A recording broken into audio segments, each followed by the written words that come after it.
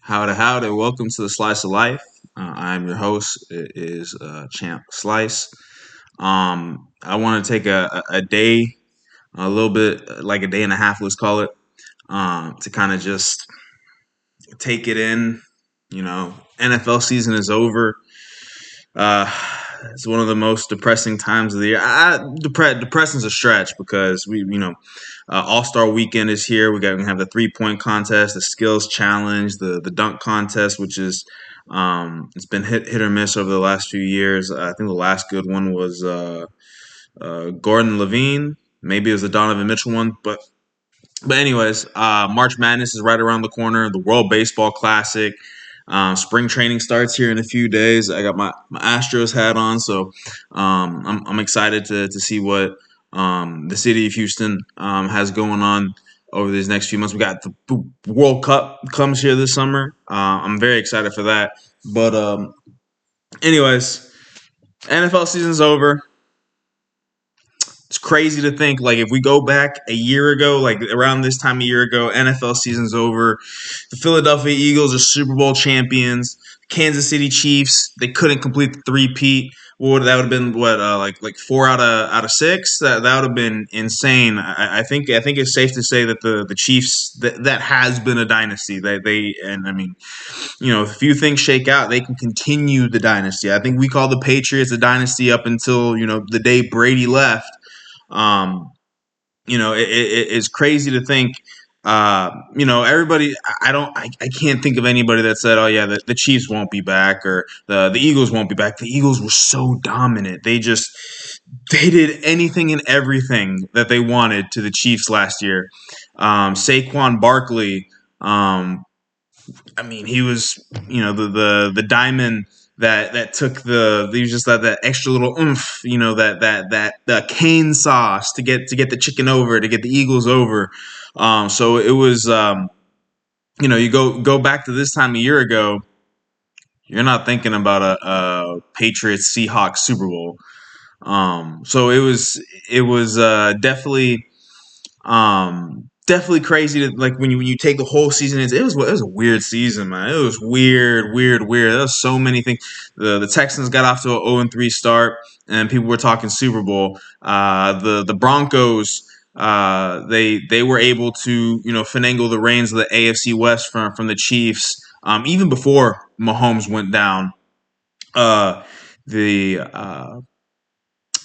The Colts, I was struggling for a second. The Colts, they got off to like a 7-0, 8-0, 9, something stupid like that. Crazy start.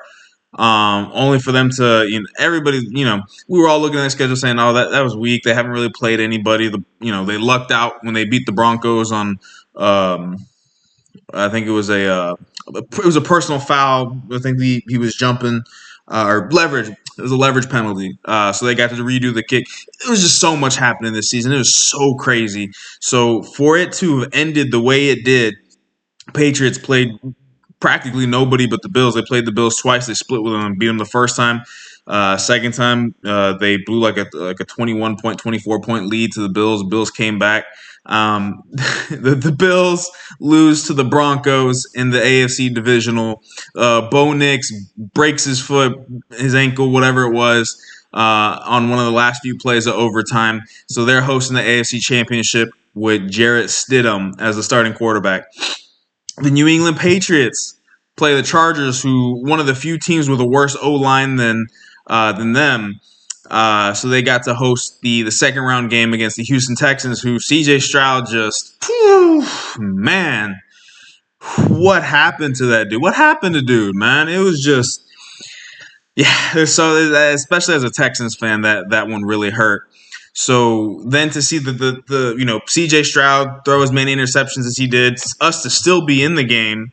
I think the Woody Marks fumble is what sealed the deal for us in that one. But but anyways, for the Patriots to go to Denver, for it to be, at one point it should have been 10-0. It was 7-0 game Denver. They got a little too comfortable. Instead of kicking a field goal from like 4th and 1, 4th and 2 in Patriots territory, they decided to go for it. Play got blown up. Patriots come back 10-7 game in a blizzard, and that was enough to get them over into the Super Bowl. And then the Seahawks, man, that team was that how every year there's like, oh, they're the team of destiny. That team, I remember watching the Texans play. I was like, oh, this is the one team with JSN was just a man on the loose. And even though I'm still not sold on Darnold, I think he could very clearly be had. I mean, he led the league in turnovers this year. So I think he can still be had, but that team was just so good. They can run the ball. They can throw the ball. You have Kenneth Walker III. You've got Zach Charbonnet. You've got JSN. You've got Cooper Kupp. And then that defense, I'll be honest with you, I didn't even know they were called the dark side. But they got some bad mamma jammas over there. And they were able to clinch, and they won the NFC West. It took all the way to the last game of the season for them, which is always fun to me as a fan. I always like to see, these good divisional games go down to the very last game of the season. I like that the NFL changed it.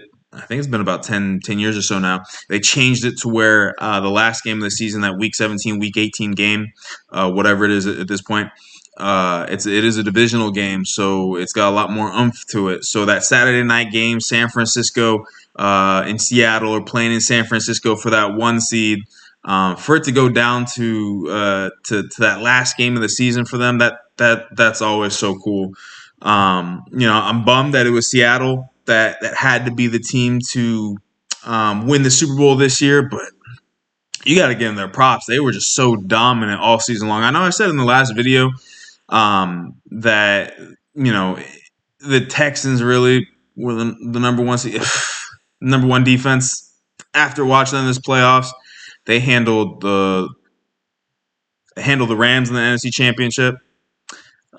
They handled the Niners in the divisional.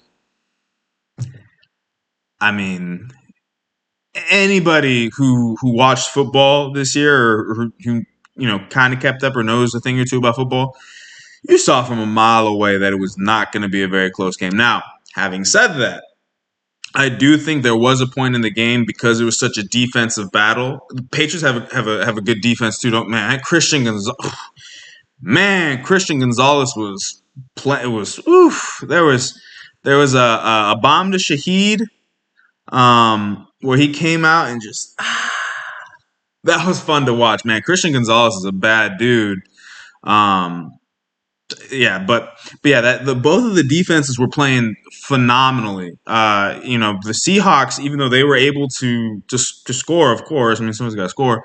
Even though they were able to move the ball down the field when the going got tough, Patriots were right there. All right, we're not going to give up anything more than a field goal, which I think offensively that was the game plan for them. Like, hey, we know we're not going to be able to win a shootout. But if the defense can, I watched the Texans all year, man, so I was used to it. But if the defense can hold them, keep them out of the end zone, and the offense can do just enough, if we're there in the fourth quarter, it's anybody's ball game. And I think that's what they were attempting to do. There's a lot of drop passes. There was times where it's hitting, Booty or Diggs or Harry Douglas, whatever his name was. It was hitting them in the hands, and they just couldn't hold it.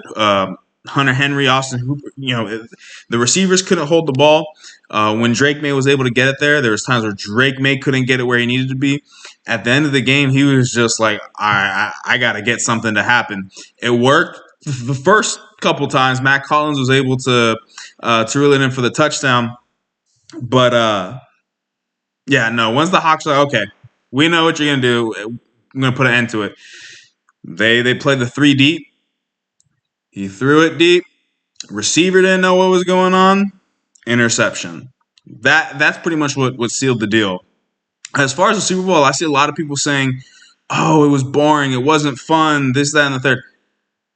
I happen to like the defensive games. I like it when the teams are going back, especially that first half where it's like, okay, who's going to break first? Yeah, field goals. Like, we can win off of field goals, but it's not really, it's a bend. It's bending. So when Darnold finally got his receiver into the end zone, you just knew the game was over. kind of what I was referencing earlier. So when the Patriots scored that first touchdown, JSN had just left the game with a concussion. And they were showing him on the sidelines. They were looking at him. They went back into the locker room.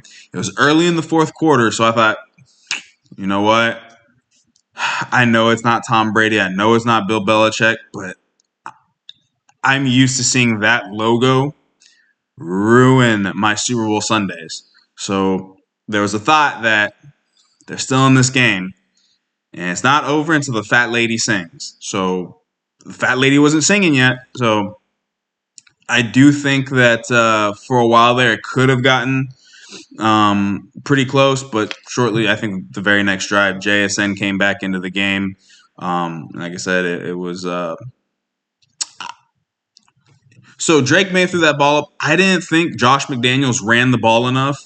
They had 18 carries the whole game. That doesn't include the Drake May scrambles. But yeah, 18 called run plays. I get that the game wasn't going in your favor. I get that the receivers weren't catching the ball. That defense is hard to beat, but you have to keep it balanced. Have to keep it balanced. I mean, that's how the Texans lost to the Patriots, honestly. Yeah, that was the one thing I saw, from Josh McDaniels, who that was his 11th Super Bowl coaching in some variation. So I was surprised that he didn't switch it up a little bit more, but I'm glad that Seattle was able to pull it off, because I would not be able to stomach another Patriots Super Bowl, and I could already hear the people. Game hadn't even started yet. I could hear the people. Tom Brady, who's Tom Brady? We've got Drake May. The ghost of Tom Brady lives. Patriots dynasty, Boston. I'm already used to the Dunkin' Donut commercials. I don't need any more. Which I actually really like the Dunkin' Donut commercial. I didn't care for all the AI commercials.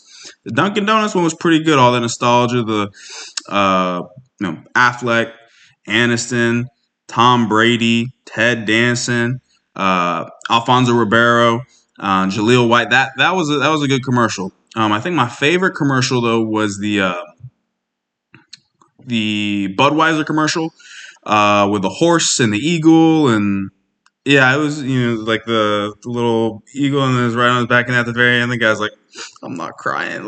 Yeah, it was whatever. But yeah, it was cool. Bad Bunny, Jessica Alba, bruh. She'll always be my Sue Storm. Hey, Fantastic Four. When's the sequel coming out? Avengers Doomsday comes out this year. So they're actually okay. So there have been rumors that she might make an appearance in the new one of the new Avenger films that come out. They're saying that she could be like a variant of Sue Storm. So that'll be interesting. But yeah, the Bad Bunny concert at halftime, that was a good time. I can't understand any Puerto Ricans or Cubans talking. They talk like it's hard. It's just the accent is just so different. And then I didn't really care for the whoever the audio engineer was. I couldn't make out anything that Bad Bunny was saying. I couldn't make out anything Lady Gaga was saying, and she speaks English. I couldn't make out anything Ricky Martin was saying. The only thing I understood was at the very end he's saying Paraguay, Uruguay, Costa Rica, Honduras, El Salvador, Guatemala. I was like, yeah, Guatemala. But I was like, wait a second, I don't see the flag. But yeah, no, it was a good time. I think everybody had a good time. Apparently, Cardi B and Stephon Diggs broke up now. My wife was telling me all about it. They're talking about it a little bit on Area 45 last night. I don't really keep up with all that stuff, but the game itself, I had a great time. We ended up eating some chicken wings. I made some sliders. Had some brisket queso from HEB. It was a good time. I hope everyone else had a good time. Let me know what you think. Like, comment, subscribe. If you hate it, tell me you hate it. If you hate me, tell me you hate me. But yeah, that's my slice of life for the day, and I will talk to y'all later.